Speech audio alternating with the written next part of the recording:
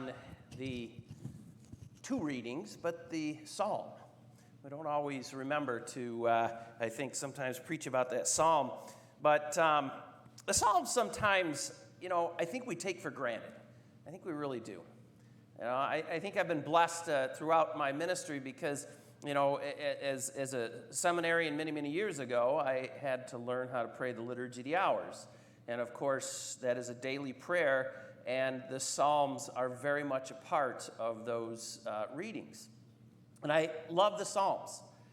And this particular psalm has always been one of my favorites.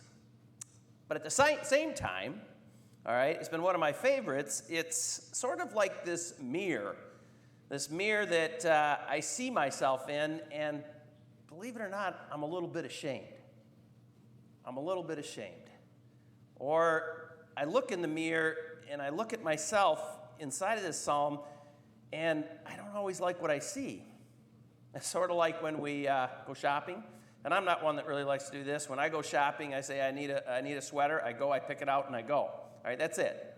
All right, but there are those times when I go into the store, and of course, I see that sweater on the mannequin, and of course, that looks good. I really like what I see. So I get it, and I go in the changing room, I put the sweater on. It doesn't look like it did on the mannequin. What the heck? All right? That isn't like I want to see. Well, in some sense, that's the feeling I get when I read this psalm and I see myself in these words in this prayer. Now, David, wrote these psalms. That's who we believe authored many of them. Who knows if he did or didn't? We don't know for sure, but a lot of these are attributed to him. David went through great challenges, lots of ups and downs. But when you read these psalms, even with all those challenges, with all those failings, there was such a passion for God. In everything that he did and everything that he was about, there was such a passion for wanting to be closer to God. And when I look at this particular Psalm 27, it just stirs something inside of me. And I want to be David. I want to be this moment of prayer. And it draws me to say, I need to be more like this. I mean, listen to these words. He says, "The Lord is my light and my salvation. Whom should I fear?" Should there be anything that we fear when we know that he is that light, when he is that salvation, that he is our strength, that he can get us through?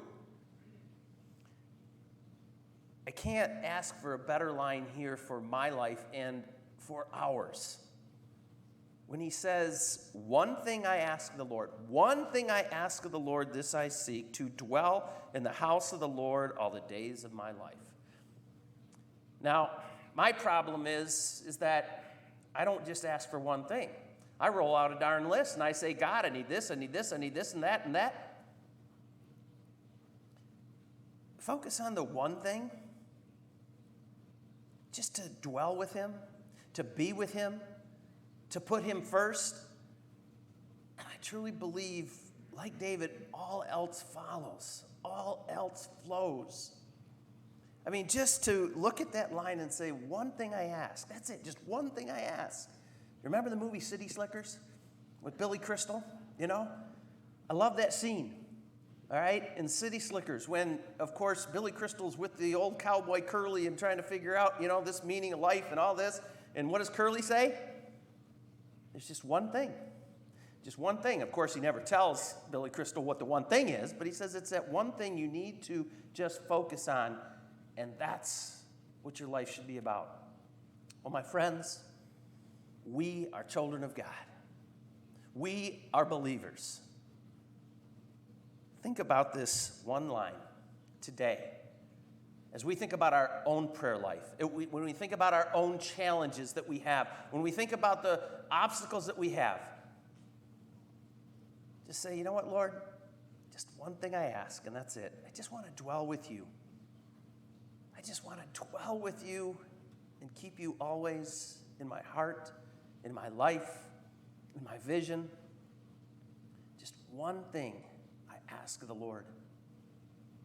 And then maybe like the gospel, when Jesus comes up to us and says, do you believe that I can do this? Do you believe that I can do this? And without hesitation, we might say, yes, Lord. Yes, Lord, I do believe. I do believe you can do this. One thing, just one thing. Dwell with God always.